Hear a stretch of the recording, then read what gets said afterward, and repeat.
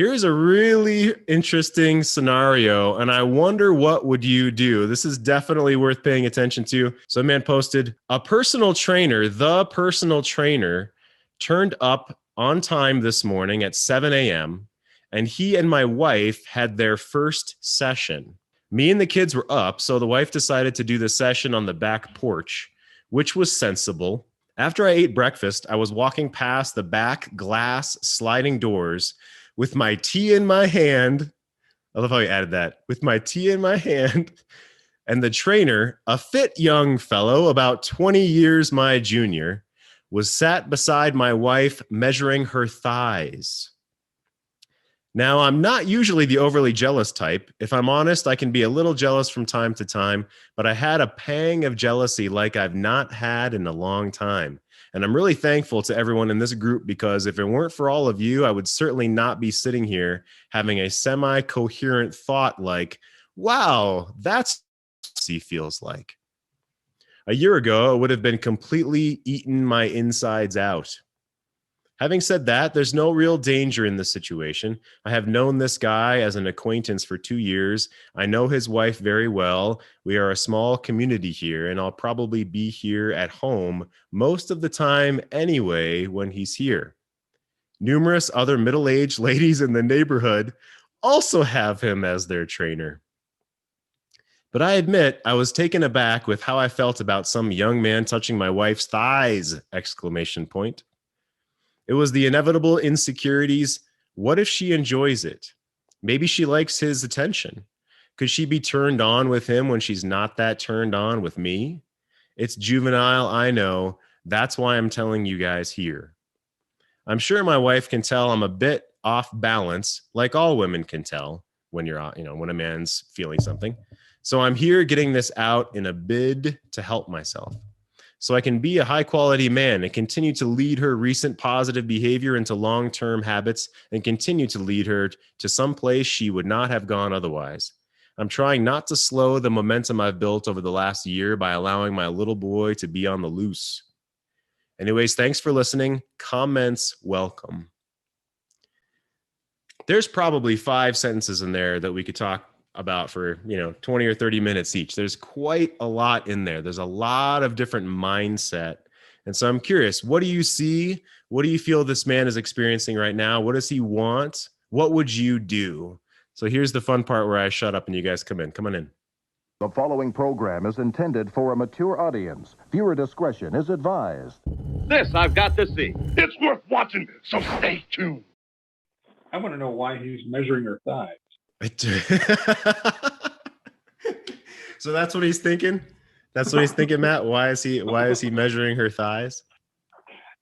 Yeah, that would be my first question. It's exactly what are you trying to questions are you trying to answer there? Because he wants to touch them. That's why. Yeah. Okay, so you'd be totally cool with that, right, Matt? You're like, yeah, touch my wife's thighs. No, I don't think I'd be really cool with that. Yeah, but he's a trainer to all the other middle-aged women in the neighborhood, right? And I've known him for 2 years, so it's safe, right? Yeah, well, he talked about being in a small community and everybody knows everybody. That's where that attraction begins, is in a small community. That's why people have affairs with people at work, because it's a small community and they grow intimacy and coveting and so forth. So I would be less trusting, particularly if there's struggles within their relationship already. I'd be cautious. Well, I'm glad that you went here, Matt, because this is exactly the track that's probably not going to help this man, right? These are the insecurities that pop up within us. So what do we do about it? So the whole, what are you going to do? Like, if we don't, so this is the track where we have this low thought process that, well, what if I don't trust? And then what? And then what am I going to do about it? And this is how affairs start, is people are close and right? So where does that track of thought lead? What do you think, Matt? Granted, it it can lead into some very dark thinking that may not be productive, but um, I think my experience is that um, calm confrontation and honesty is the way to head off things from progressing to a place that is going to be damaging to your relationship with your family. Yeah, it's you definitely can't be in the amygdala brain of attack mode, but at the same time, it would. I don't think it benefits you to just be naive and act like no issue here, because I've made that mistake. Yeah, I'm feeling like that you have some personal experience in this area, right? So what do you mean by Right. calm confrontation? And this, by the way, I'm not here to say anyone's particular life is good or bad or right or wrong, or the choices that you make are good or bad. I'm not here to be judge. I'm here to flush this out. Like, I'm happy to give my thoughts here after you share as well, Matt. But so what's your experience? Well, I mean, yeah, go ahead. that, and by calm confrontation, I think that I would uh, take some meditation before that conversation, and try to derive from reaction in having that conversation, and don't be in attack mode or anything, but try to understand, okay, this is strange, you know. With my situation, it was texting, you know, and I have since my wife and I's issues of the last 3 years, um, asked her to explain to me, okay, why are you having a conversation with this man on text, you know, and gauging from her reaction, I can you can kind of tell if there's something there or not. But to act like I don't have to worry about this, I don't think it's wise to just to let something like that go, because it also speaks to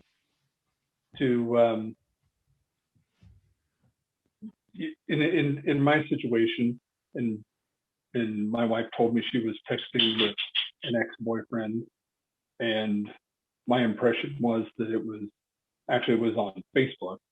My impression was it was all public, so I didn't have to worry about anything. Well, I was naive of Facebook Messenger and private messaging, and that, you know, that's where the whole thing just went off the rails. So I just I think it speaks to that I care about our relationship if it's done in the right way, not in an accusational way, in an attack. I hear what you're saying, Matt. So, it doesn't serve us to be naive, right? So before I just dive in, because Matt and I could have a whole hour-long conversation about what you already just said. So someone else jump in. What's your thoughts? Take it from where Matt had it, or what do you think about this situation? Come on in. Unmute yourself.